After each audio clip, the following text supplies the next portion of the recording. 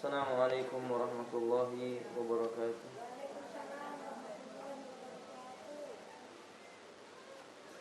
Innal hamdalillah nahmaduhu wa nasta'inuhu wa nastaghfiruh. Wa na'udzu billahi min shururi anfusina wa sayyiati a'malina. Man yahdihillahu fala mudilla lahu wa man yudlilhu fala hadiya lahu. Asyhadu an la ilaha illallah wahdahu la syarika lah wa asyhadu anna Muhammadan abduhu wa rasuluh. Allahumma salli ala Muhammadin wa ala alihi wa ashabihi wa man tabi'ahum bi ihsan ila yaumiddin. Amma ba'du. Ya ayyuhalladzina amanu taqullaha haqqa tuqatih wa la tamutunna illa wa antum muslimun. Ya ayyuhan nasu taqu rabbakumul ladzi khalaqakum min nafsin wahidah wa khalaqa minha zawjaha wa bassa minhuma rijalan katsiran wa nisaa'a wattaqullaha alladzi tasaaluna bihi wal arham innallaha kana 'alaikum raqiba. Ya ayyuhalladzina amanu taqullaha wa qulu qawlan sadida yuslih lakum a'malakum wa yaghfir lakum dhunubakum wa man yuti'illaha wa rasulahu faqad faza fawzan 'azima. Wa ba'du fa inna asdaqal hadithi kitabullah wa khairal hadyi hadi Muhammadin sallallahu alaihi wa alihi wasallam. Wa syarrul umuri muhdatsatuha inna kulla muhdatsatin bid'ah wa kulla bid'atin dhalalah wa kulla dhalalatin finnar.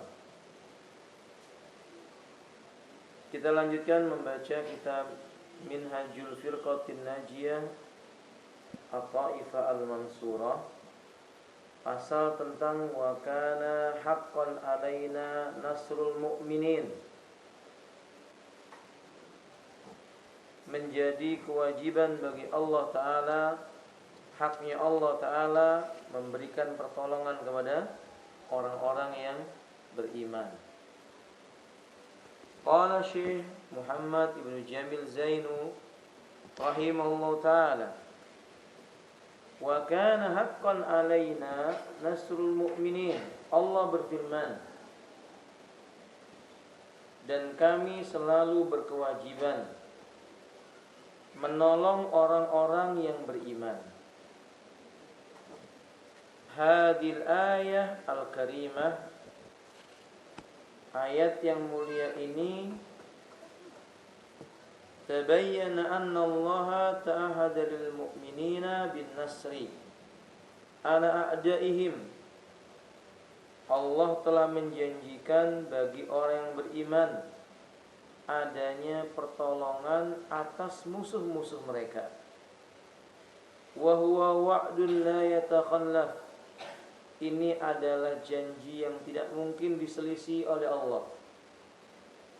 Faqad nasalallahu rasulahu fi ghazwati Badrin wal Ahzabi wa ghairihima.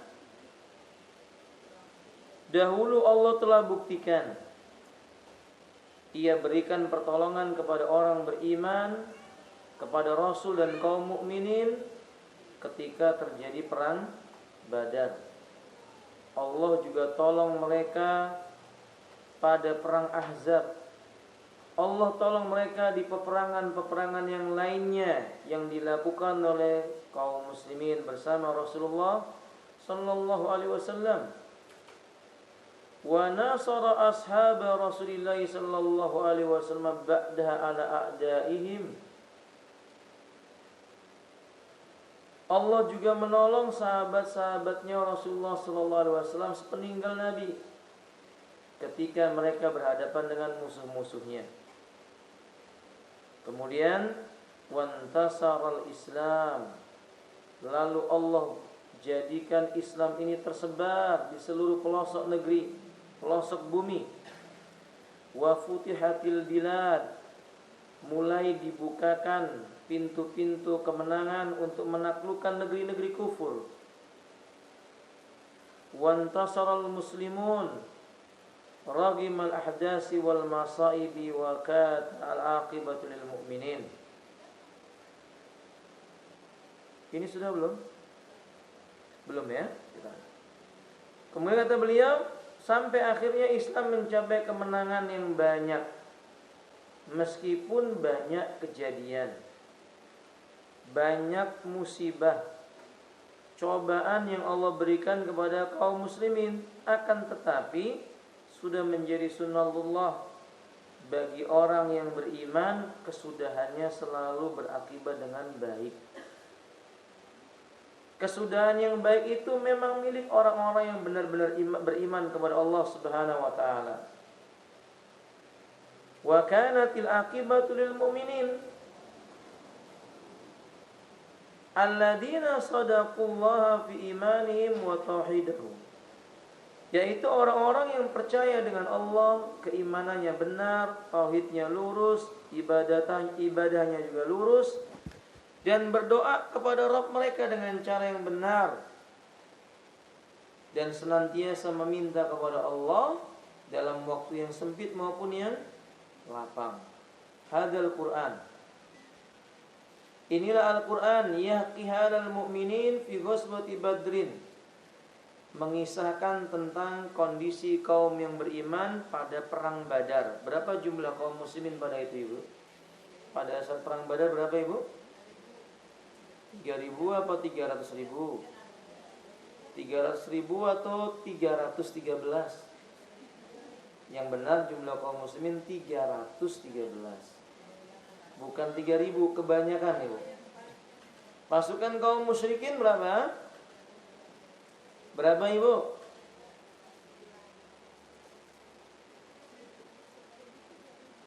3.000 atau 300? Ya, 1.000. Pasukan orang-orang musyrik 1.000 kurang lebihnya ketika itu. 3 kali lipat pasukan kaum muslimin. Nah, wahum qaliluna fil adadi wal adda. Jumlah mereka itu sedikit, persenjataan mereka tidak selengkap milik orang musyrik. Fayad'una rabbahum, tapi mereka tidak lepas berdoa kepada Allah Subhanahu wa taala. Allah katakan, "Ittastaghisuna rabbakum fastajaba lakum anni mumiddukum bi alfin minal malaikati murdifin." Ingatlah ketika tastaghisuna, kalian memohon pertolongan, rabbakum, kepada Rabb kalian, fastajaba lakum, maka Allah ijabah bagi kalian permohonan kalian. Anni mumiddukum bi alfin minal malaikati murdifin. Allah berkata, sungguh aku akan mendatangkan bala bantuan kepada kalian dengan kekuatan 1.000 malaikat yang datang murdifin. Murdifin itu artinya bergelombang-gelombang, berturut-turut. Ketika seorang hamba bertauhid dengan tauhid yang benar, memberikan haknya Allah Ta'ala, menyandarkan urusannya kepadanya, berusaha sebatas kemampuan yang telah diperintahkan oleh Allah untuk mereka, lalu mereka berkata, unsurna ya Rabbana, tolonglah kami wahai Rabb kami, ala a'daina, atas musuh-musuh kami. Maka Allah berkata, fastajaba lakum, lalu Allah ijabah permintaan kalian itu. Nah, ini janji Allah Ta'ala. Fastajaba Allah du'aahum wa amaddahum bil malaikah. Allah jawab janji mereka.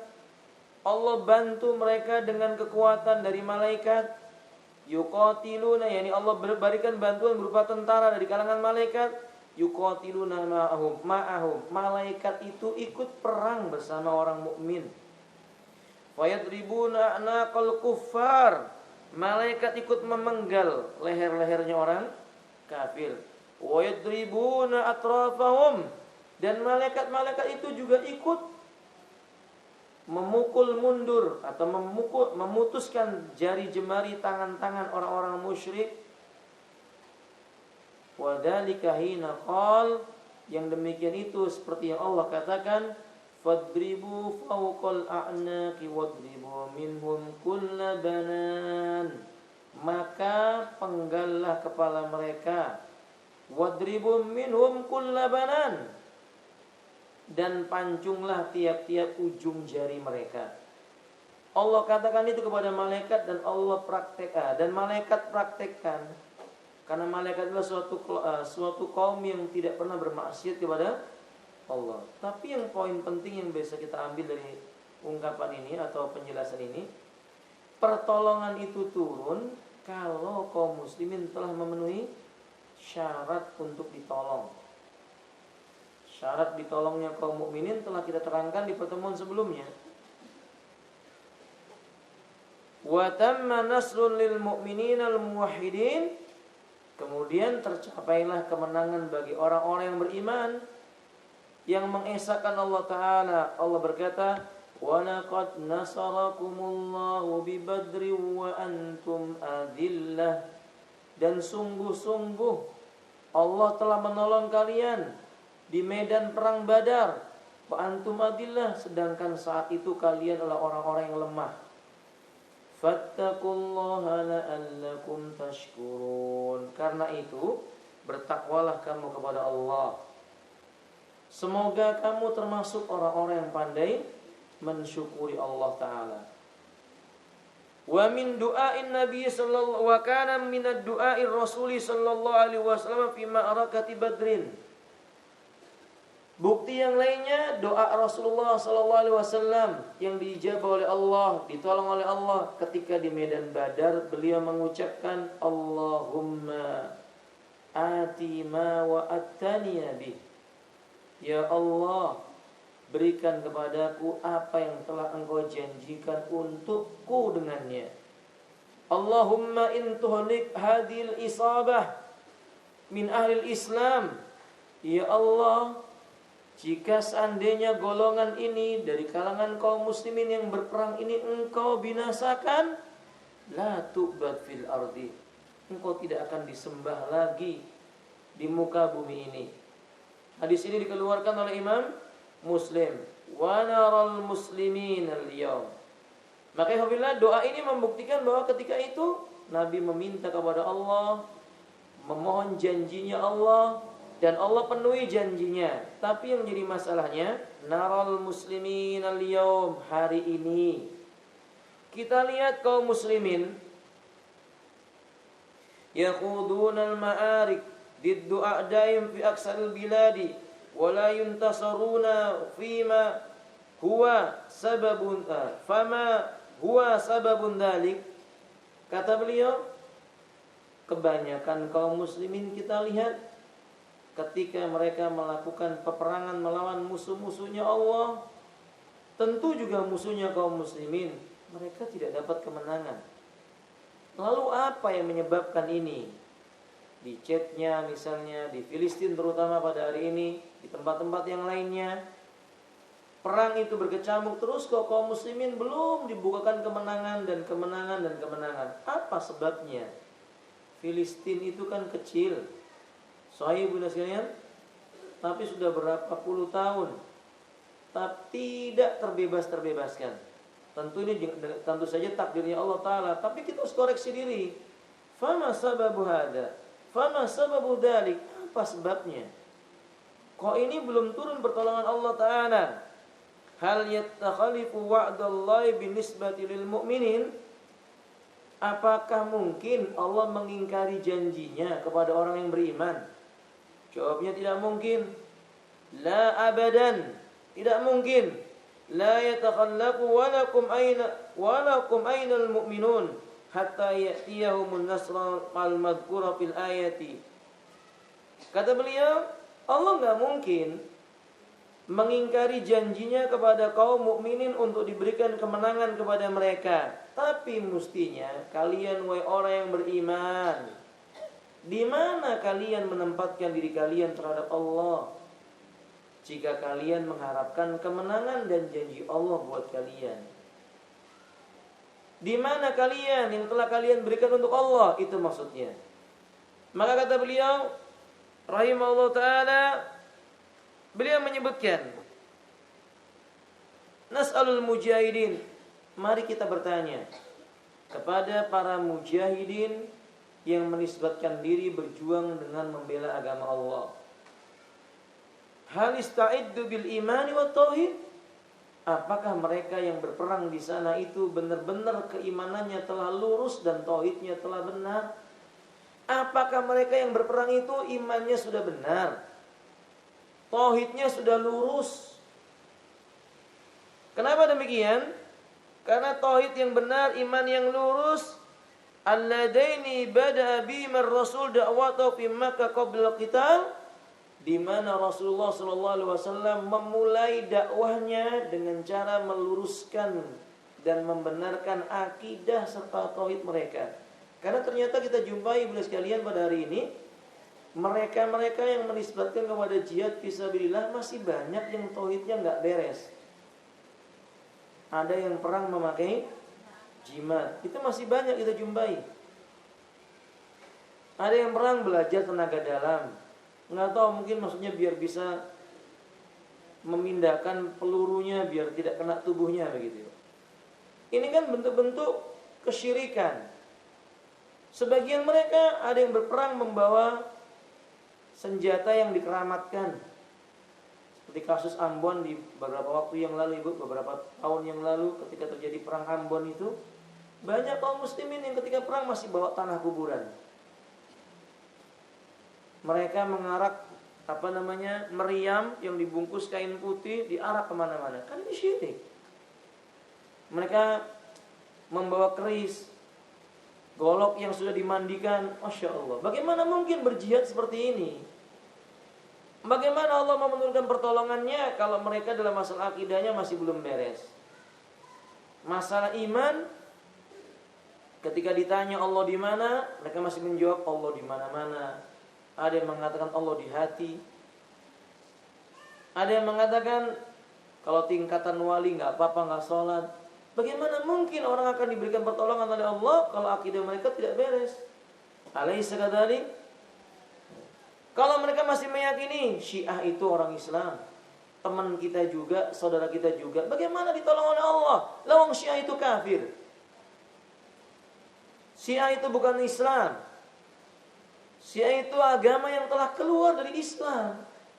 Dan mereka mengakui bahwa mereka bukan golongan kaum muslimin. Fahim tuh?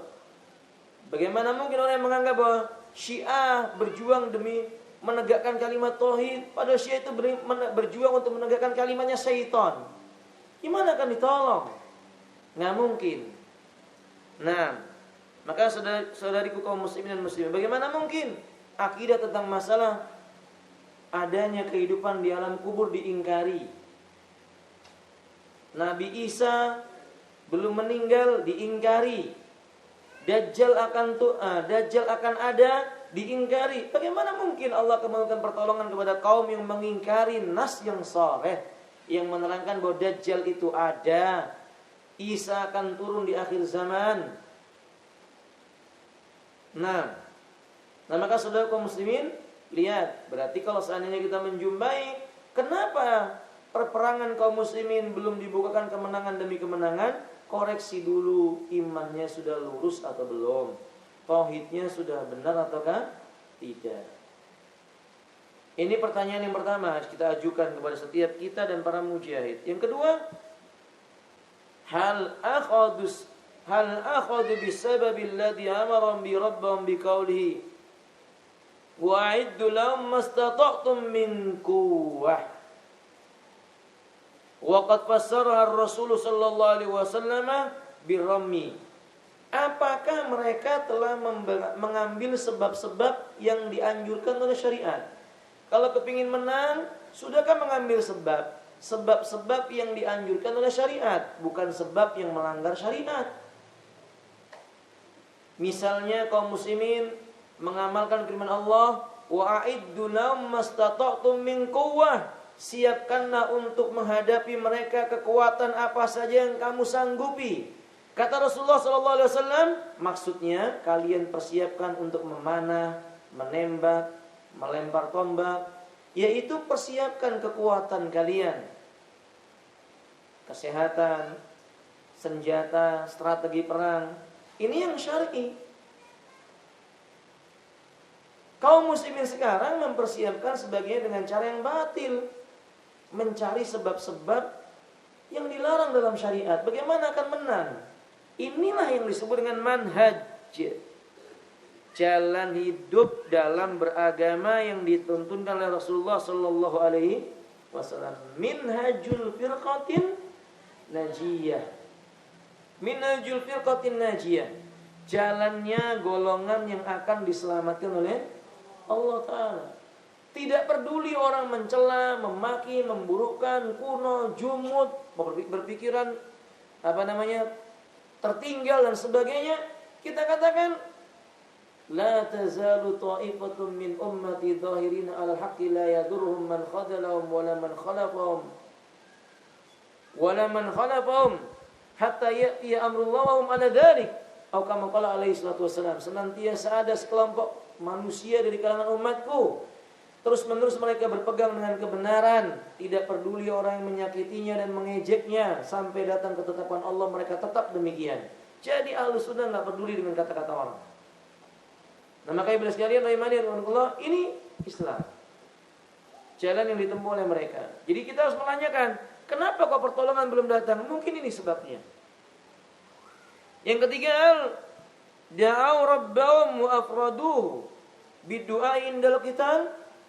Kita tanyakan kepada para mujahidin, saudara-saudara kita kaum muslimin yang berperang di jalan Allah, apakah ketika mereka berperang benar-benar sudah berdoa kepada Allah, mengikhlaskan permintaannya hanya kepada Allah, atau sebaliknya, am asyraku ma'ahu ghairahu farahu yas'aluna an-nasra min ghairihi mimma ya'taqiduna fi mul wilayah, atau justru sebaliknya, mereka doa kepada selain Allah, menyekutukan Allah dengan meminta pertolongan dengan selainnya, seperti para wali yang mereka percaya, yang mereka percaya bisa mendatangkan kekuatan.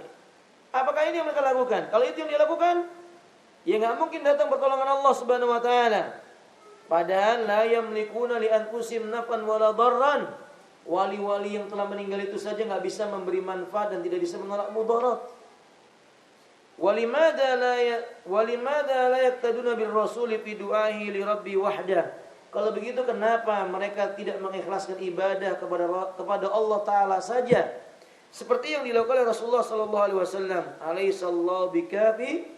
Alaihissallahu bikafin abda. Kata Allah, bukankah Allah cukup untuk melindungi siapa? Hamba-hambanya. Yang keempat, kita tanyakan kepada para mujahidin, kepada diri kita juga.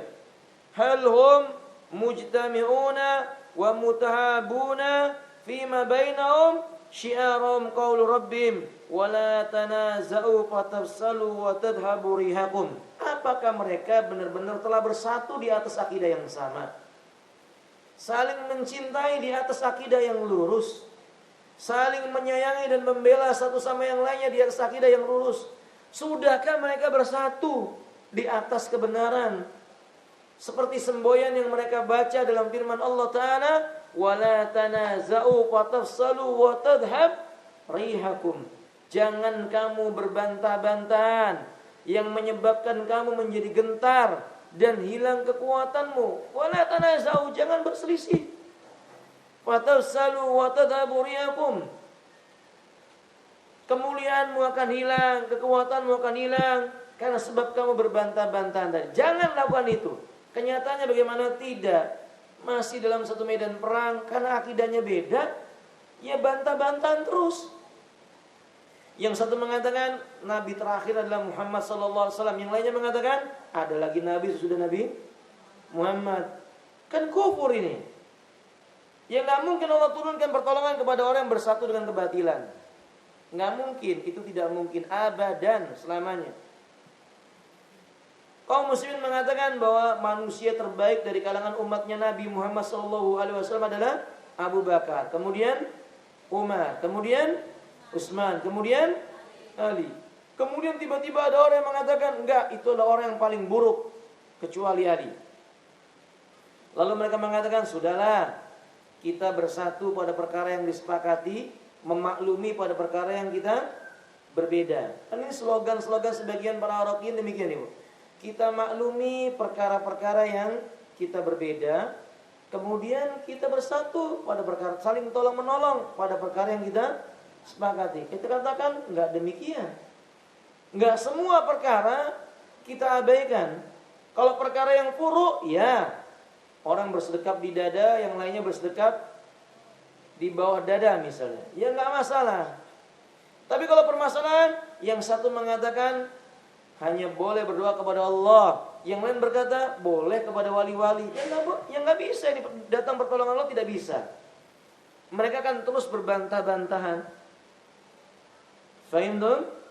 Nah, lalu yang kelima kata beliau, rahimahullah ta'ala, kita tanyakan kepada para mujahidin, seandainya mereka bertanya kenapa pertolongan Allah belum datang, akhbiru lima tarakal muslimuna aqidatahum wa awamir dinihim allati ta'mur bil allati ta'mur bi taqaddumil ilmi wal hadari tukhallifu an sa'iril umami wa hina ya'uduna li dinihim ya'udu lahum tuqaddimuhum wa izzatuhum. Kata beliau yang terakhir, yang kelima, ketika umat Islam meninggalkan akidah, larangan agama dia langgar, perintah dia jauhi, justru dia tinggalkan, maka mereka akan menjadi umat yang terbelakang.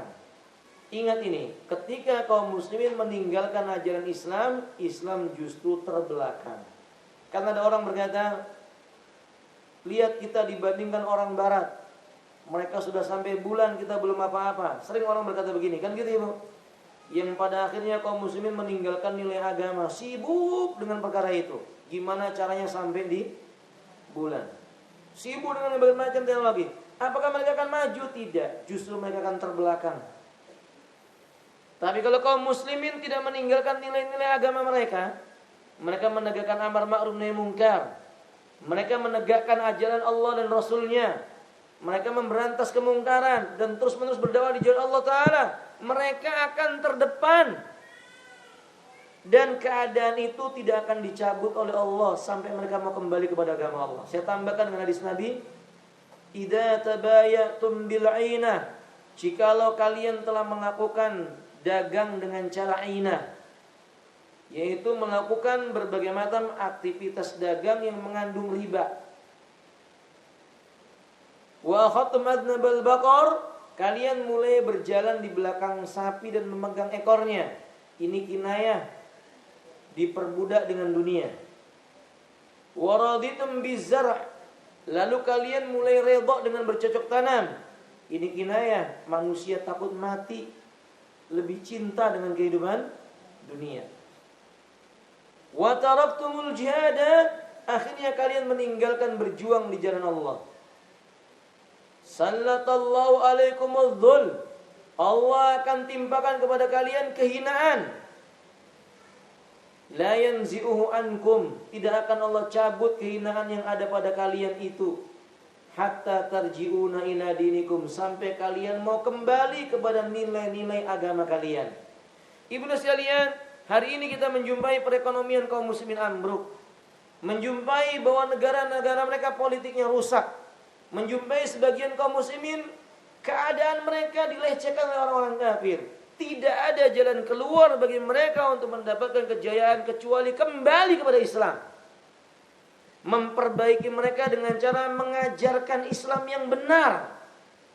Karena orang Islam pada hari ini kebanyakannya tidak benar cara berislamnya. Bukan Islamnya tidak benar, cara mereka berislam tidak benar. Butuh ditasfiyah. Apa tasfiyah Ibu? Dibersihkan yang keliru, Kemudian ditarbiyah. Apa ditarbiyah? Dididik dengan pendidikan Islam yang betul, yang lurus. Ini kenyataan. Lihat ibu sekalian, mungkin kita salah satu korban ketidakpahaman tentang Islam. Kita salah satu korban pemahaman agama Islam yang salah. Selama ini kita lihat sebagian kaum muslimin beribadah mengikuti tata cara ibadahnya orang-orang kafir, dianggap hal yang biasa saja. Sahih? Misalnya setiap di akhir tahun bulan-bulan Masehi, maka lihat kaum muslimin, mereka mengadakan acara apa itu, Ibu? Tahun baru, peringatan tutup tahun, menyambut tahun yang baru. Ini kan ajaran Nasrani. Ini adalah agamanya orang Nasrani. Tapi kemudian dipahami oleh kaum muslimin ini universal, boleh sama kaum muslimin dan boleh non muslim. Padahal tak boleh. Nabi mengatakan, atau Umar bin Khattab menyebutkan, a'yaduna id kita salasun, 3, Idul Fitri, Idul Adha, wal Jumu'ah. Idul Fitri, Idul Adha dan hari Jumat. Lihat, nggak ada yang lainnya. Tapi kaum muslim sekarang, masya Allah Bu, idnya banyak. Isra Mi'raj, id. Makanya pada waktu Isra Mi'raj libur, iya Bu ya, di negeri kita. Maulid Nabi, id lagi, libur lagi. Kemudian tahun baru Islam, id lagi. Kemudian, makanya bisa sekalian lihat, banyak kaum muslimin melakukan sesuatu yang menyimpang dan dianggap itu biasa saja. Alaysa kadzalik, yang tersebar di masyarakat, ulang tahun, tiup lilin sambil meminta permohonan, ibadah atau bukan? Banyak nggak kaum muslimin yang melakukan? Padahal itu adalah tata cara agamanya orang Nasrani. Tapi kaum muslimin melakukan, nggak mau kembali kepada Islam. Nah, ketika ada orang meninggal dunia, diperingati hari yang ketujuhnya, atau hari pertama sampai hari yang ketujuh, nanti diulang lagi pada hari yang ke-40. Ini ajaran siapa Ibu?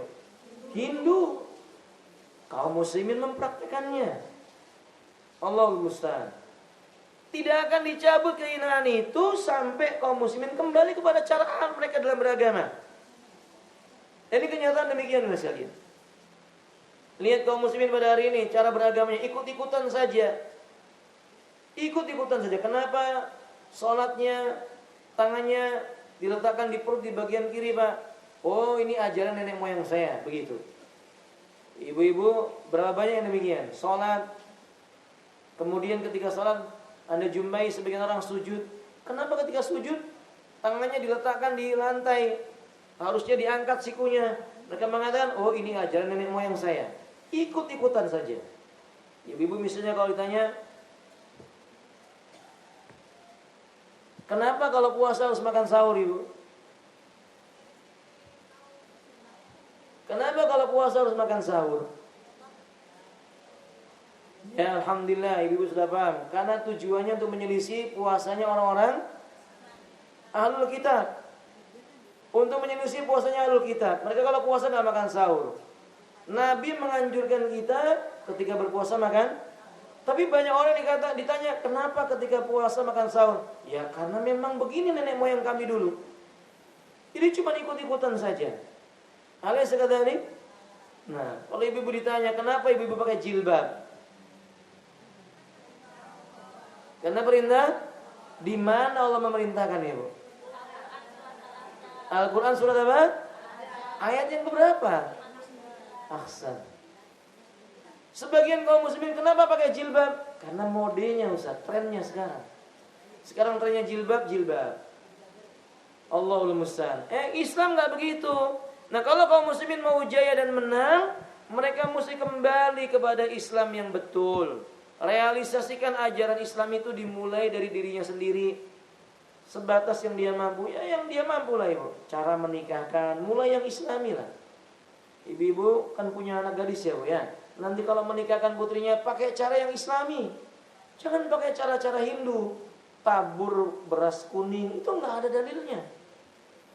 Tepung tawar, nggak ada dalilnya. lempar kembar mayang atau kembang mayang Ibu? Di atas atap, nggak ada dalilnya. Nggak perlu lagi pakai keris, nggak pakai keris lagi sudah. Keris itu nanti dipakai kalau mau perang. Kalau mau waliman jangan pakai keris. Tinggalkan kebiasaan yang seperti ini, tinggalkan. Kembali kepada Islam. Kalau dahulu sebagian orang pesta walimanya sambil berdiri, apa namanya itu ya? Makannya sambil berdiri begitu. Begitulah pokoknya ya, makan berdiri. Sengaja nggak dikasih kursi biar irit mungkin Bu ya. Tapi nggak pakai kursi, makannya berdiri, nggak boleh. Kembali kepada Islam. Islam menganjurkan makan dalam keadaan apa? Duduk. Semua dimulai dari itu. Akad nikahnya yang Islami. Laki-laki dengan calon mertuanya saja. Yang perempuan biar di dalam. Nggak usah ikut disanding, dikasih kerudung. Kan biasanya begitu Ibu. Ini nggak ada dalilnya. Dimulai dalam kehidupan rumah tangga juga demikian. Yang Islami, hati-hati dalam masalah talak. Tidak sembarangan mengucapkan cerai. Wanita nggak sembarangan meminta cerai. Nah, perempuan kadang demikian. Sakit hati dikit langsung minta diceraikan. Padahal yang namanya pernikahan ya pasti sakit hati. Kalau ibu-ibu nggak mau sakit hati, maka jangan bersuami. Karena wanita bersuami pasti sakit hati, nggak mungkin enggak. Tetapi sakit hatinya itu menghapuskan dosa. Fahim tuh? Artinya kalau suka sakit hati berarti banyak dosanya. Iya demikian ibu sekalian. Allah ingin mensucikan wanita muslimah itu, hapus dari segala macam dosanya. Ketika bertemu dengan Allah, Allah tinggal berkata kepadanya, masuk pintu surga manapun yang dia inginkan. Sabar. Fahim?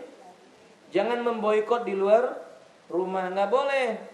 Berselisih dengan suami istri, boikot di luar rumah. Sewa kamar masing-masing di hotel, ini kamar A, ini kamar, nggak boleh. Boikot cuman boleh di rumah saja.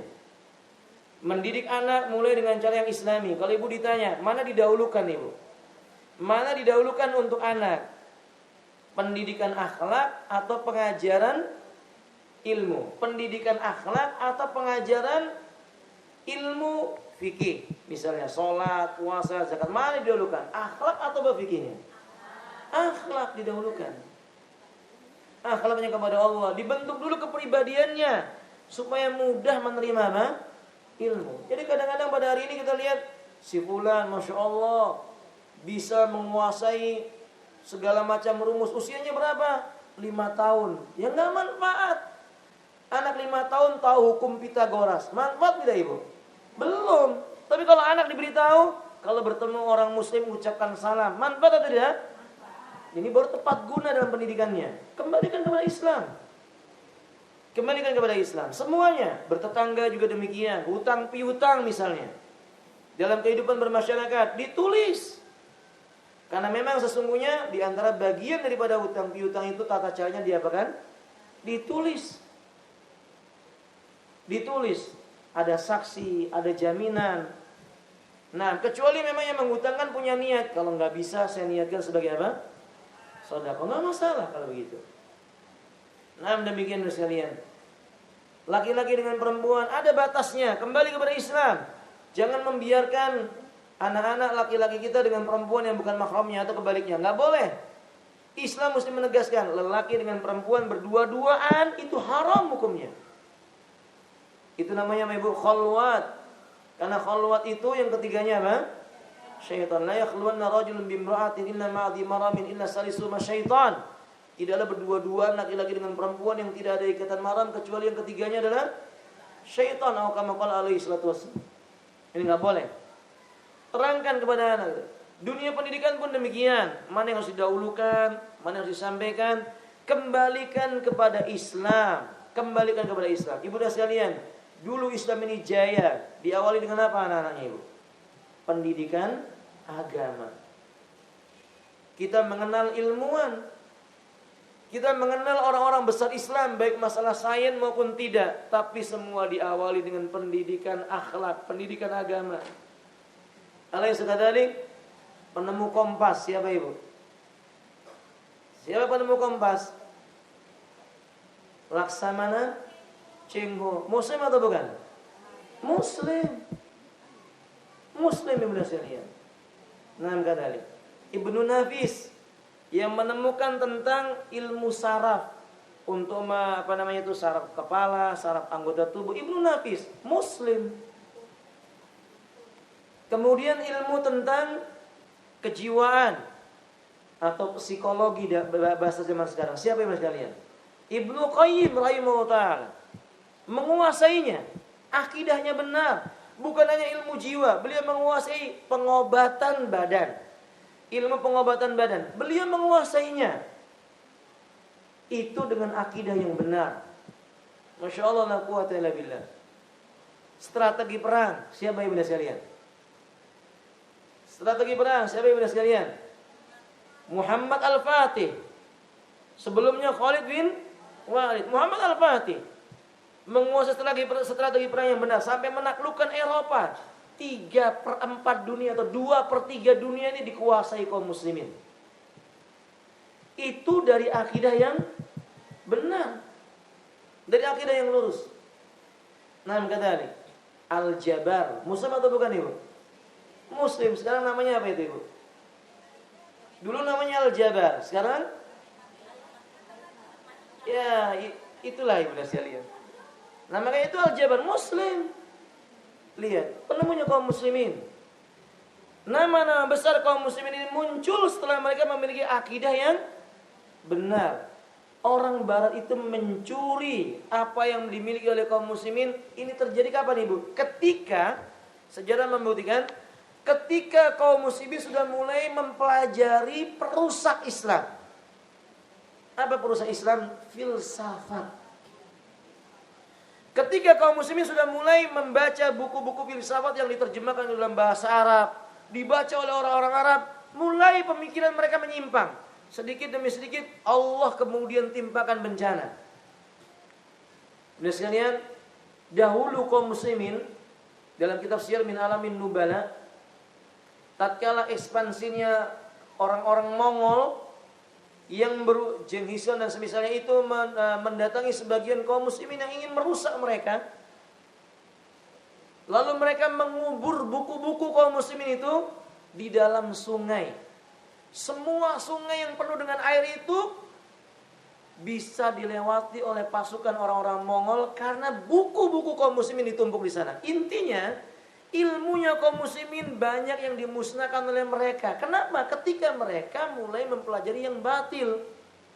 Buku-buku mereka dipelajari oleh orang-orang barat, dipahami oleh mereka. Mereka mengambil faedahnya. Orang-orang muslim hanya bisa terkagum-kagum dengan mereka. Tapi ibu dan sekalian, yang mereka lupa karena mereka enggan kembali kepada apa? Islam. Coba kalau kaum muslimin kembali kepada Islam, terbuka kemenangan demi kemenangan. Alaysa kadzalik? Nah, demikian. Namanya Ibnu Salihin rahimani wa rahimakumullah. Sekarang ada yang mengatakan penyakit AIDS, apalagi penyakit yang spesial itu. Mereka berkata tidak ada apa? Penemunya. Sungguh demi Allah, Nabi kita telah mengatakan likulli da'in dawa. Setiap penyakit ada apa? Islam bisa memberikan obat dengan izin Allah Subhanahu wa taala. Islam bisa menemukan obat dengan izin Allah Subhanahu wa taala, maksud saya. Insya Allah. Tidak. Tapi kalau kaum muslimin kembali kepada apa? Islam yang benar. Kepada tauhid, kepada Al-Quran, kepada sunnah, kepada manhaj ahlus sunnah wal jamaah. Wallahu ta'ala alam bisa. Wa kana haqqan alaina nasrul mu'minin. Inilah makna firman Allah Ta'ala, adalah menjadi perkara yang hak bagi kami untuk terus-menerus memberikan pertolongan kepada orang-orang yang beriman. Wallahu a'lam bishawab. Baik, sampai sini ibu dan sekalian. Subhanakallahumma bihamdika asyhadu an la ilaha illa anta astaghfiruka wa atubu ilaik. Assalamualaikum warahmatullahi wabarakatuh.